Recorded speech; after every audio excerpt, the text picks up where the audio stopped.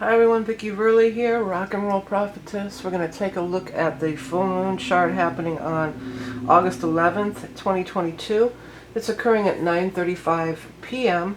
Eastern Time, but times will vary. It's a full moon in Aquarius and it's conjunct the Saturn.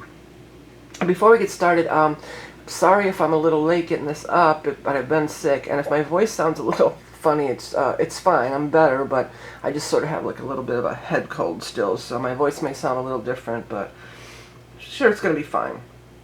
Yeah, so here we have this full moon in Aquarius, and it's conjunct Saturn.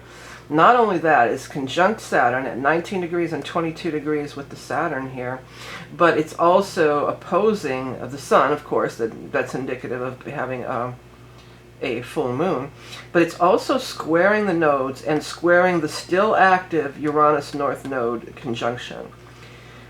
So this is a lot of fixed energy. We have a fixed cross. The fixed signs are Aquarius, Taurus, Leo, and Scorpio, and they form, like all the crosses, they form a cross in the chart, in the wheel. So, I mean, it's some powerful energy. Saturn is involved too. We've got Saturn conjunct this moon. The other thing is, this is still part of the Uranus North Node conjunction, which is like this once in the sign of Taurus, once in a lifetime event that I've been talking about, how it's going to really propel us into the future. And this is even really prevalent for and important to this chart because Uranus, the planet of Uranus, is the ruler of Aquarius. So Uranus rules Aquarius, therefore rules this full moon. It's the ruler of this full moon. And it's still, it's separating now. It's at 18 degrees. But, you know, this is this big event that's been going on. I did happen to make a few notes because, you know, not everybody, I shouldn't say everybody. But, you know, a lot of people are saying, oh, you know, Uranus and North Node, we're going to have a revolt. You know, the government's going to be over. You know, they're really going... and, you know, extreme, you know, and it can be extreme, and it can cause some of these things like this revolts and earthquakes, but, you know, it can be very positive stuff too. And I just made a little compilation of things that I've noticed since Uranus got, you know, in the recent history that have happened.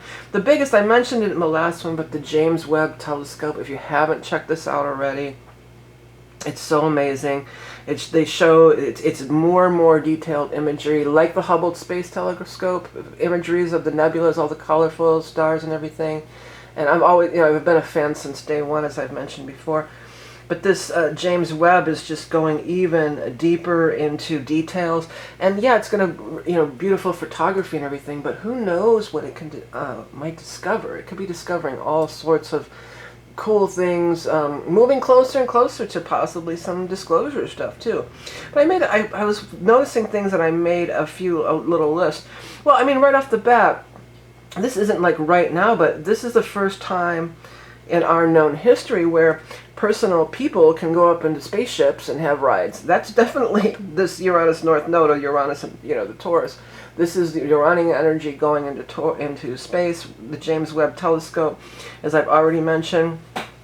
Another thing is NASA woke up Voyager from 13 billion miles away, and it responded. I mean, wow, that blew my mind.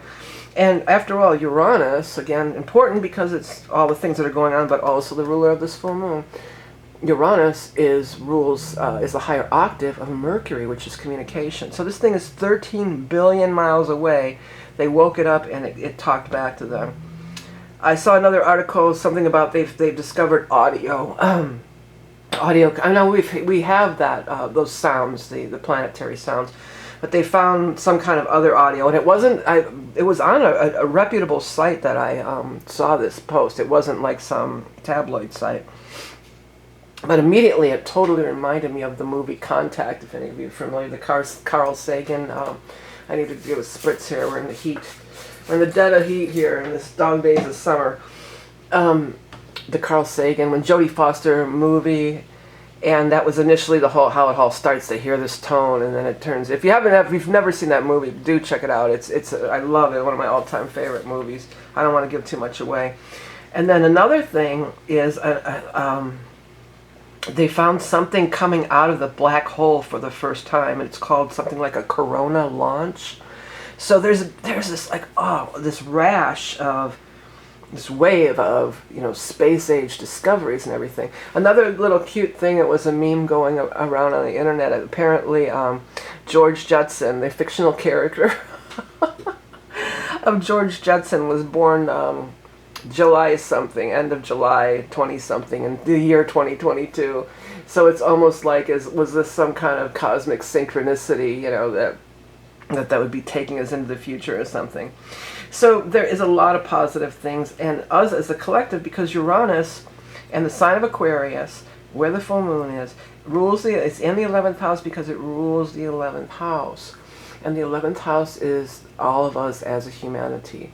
It's the group. It's all of us. It's not, you know, me, the individual, or being in competition. It's seeing ourselves as one soul tribe. You know, that's what the guides just came through with, one soul tribe. So we're one soul tribe. I might write that down. I usually don't put headlines on the astrology ones, but that's a good, very good. I like that, one soul tribe. So as we come together as one soul tribe, we can ascend, we can move to the next level, we can take humanity to another level.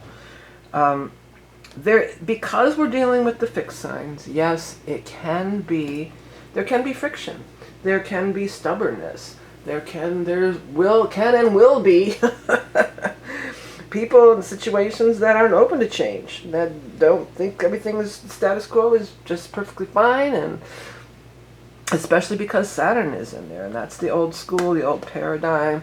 You know, Saturn's conjunct this full moon, so it's like, you know, well, this old way is right. Well, that's not going to hold anymore. It will not stand. We are moving into the future, whether you can come with us or not, but you'll be left behind if you don't. We live in an expanding universe. You can't stop it. You can't stop rock and roll, and you can't stop love and action. So I heard "You Can't Stop." I'm hearing that Todd Rundgren song. You can't stop, and it's you can't stop love and action. And why would you want to? You know, why would you want to block scientific discoveries? Why would you want to block advancement for humanity, for the one soul tribe? You know, why would we want to hold things back? It doesn't make sense. Of course, we got the Sun, Saturn. So, you know, Saturn can be restrictive, but Saturn is the ancient ruler of Aquarius. So there is a kinship. There is a vibrational resonance with the Saturn energy. It's not necessary, even though it's very different. Saturn wants to be restricted and hold things all in bay and be the old school paradigm thing. It's not necessarily bad in any way. It can put down foundations. Saturn is the bones in our bodies. It rules foundations. It's the building blocks. So something beautiful can definitely be built going forward through this reading, and through this full moon energy. We've got the Mars. It looks like the Mars is trining the Pluto, and what would be the third leg of that over here? We've got Mars trine Pluto, 25 Taurus, 26 degrees of Capricorn. So they could work in tandem together. A trine is harmonious interactions. We want to make these big changes, and then Mars, you know, we're going to take action. We're going to go for it. There recently was this huge turnout in Kansas, I believe, for these. You know, people turned out to vote. That's that Mars. We're going to get out and we're going to do it. We're going to make the change we want to see, and we're going to be the change we want to see in the world. And it can work with Pluto to affect change, you know, really for the positive. Let's take a look at this thing here. Yeah, we got the squares. That's the big thing. I mean, sometimes you don't want, if you're faced with a situation you're hitting yourself against the wall, maybe it's time to step back. And that's again the energy of the Aquarian energy and the Uranian energy, like step back, not necessarily continue to butt heads. Give it air. It's an air sign. Let it breathe. Give it some space. Let it breathe. Give it a minute. See what happens here. The Venus is gone. It's not conjunct, but the Venus has moved into Leo too. So that's some nice energy. The Sun, Venus together in Leo. Again, it's kind of pulling the scale a little bit more towards the Leo energy. We are in the sign of Leo, at least till 20-something of this month. So again, it's this enjoyment of the beautiful Leo energy. Let's see here. We got this. We talked about that. We've got Venus opposed Pluto. We've got Mars trine Pluto. Mars conjunct Uranus. Square. Jupiter square. Jupiter square Uranus. Yeah, that's been going. Or Saturn square Uranus. That's been going on, you know, for quite a while too. This moon there, regarding this square here, the moon coming in, you know, the moon can really illuminate. It can really shine a light on things and make it more positive, make it more favorable, make it have these downloads, have these illuminations, have these big aha moments where something that seemed immovable, like an immovable force, that maybe a solution can be found. A solution can be arrived at. And it would come through not going back to the, well, this is the way it's always been done. These are going to be these breakthrough moments. These are going to be, we're going to try to do things in a different way as we move forward and as we progress. The Mars is also sextiling the Neptune, sending a nice charge over to the Neptune, because the Neptune is so dreamy and mystical and spiritual. But, you know, I was talking about this in a reading recently, and it's just like, yeah, you get the downloads, but then you have to take the initiative. Then you've got to take that initiative and actually make something happen. You know, it's beautiful to get downloads, but the universe is always broadcasting. That's one of my very first videos on YouTube. And that's why there's always a race to the patent office, you know. Because you're not the only one who had that thought. You're not the only one who got that download. So if you don't act on it, somebody else will, you know. So it's a time, and you could be looking, we could be talking about here too, like the bigger dreams. The bigger dream of us as a race, of us as a humanity. You know, in those days when the space program was first launched, you know, with, you know, John F. Kennedy and one, you know, what was it? The famous astronaut, one small step for mankind, or one small step for human, but one giant leap for mankind, you know, and Martin Luther King, and we were all hopeful, and we were all hopeful and you know, happy about stepping into, you know, taking the world forward on its next leg of the journey, on the very, you know, very beginnings of this age of Aquarius, you know. This can be sort of like a check-in, or a, you know, how are we doing on that, hey, universe, the universe is like, hey, earthlings, hey, earthwalkers, that's what my guides call us. Hey, earthwalkers, how are we doing on that, you know, love of brotherhood for humanity thing? You know, how's that going along? How's that working out down there? And you know, check in. But maybe we could all check in, you know, as a collective too, and just kind of take a look and see, you know, what's going on. Yeah, but Neptune's also in that in this sextile with the Pluto here. So, you know, how can we affect change? How can we find new with Uranus, and then get the down, ask the question, get the response, and then make the change? Uranus is we ask the question. Neptune, we sense the answer, we pull in the answer, we pull in the vibe, we pull in the, you know, we pull in the response, we get the response, we listen. We ask, we listen, we take action, and we make change with the Mars Pluto. So it can be, you know, really coming full circle. It can be coming up with creative solutions with Aquarius that are fair to everyone. Excuse me. Fair to everyone. That everyone rises.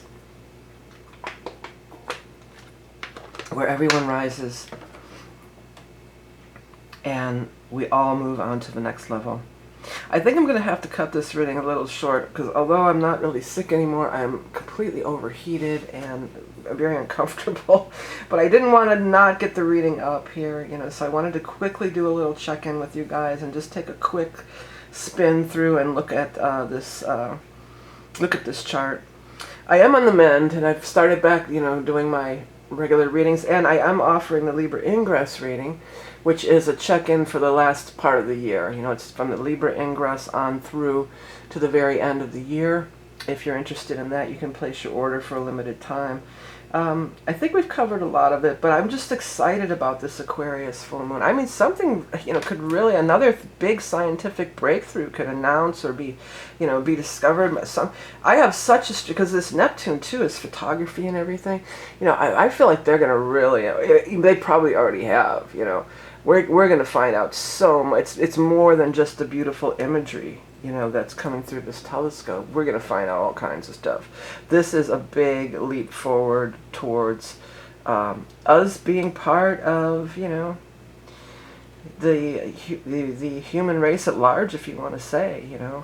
Instead of fighting for amongst ourselves, you know, stepping into our true, you know, awakened place in the universe, right?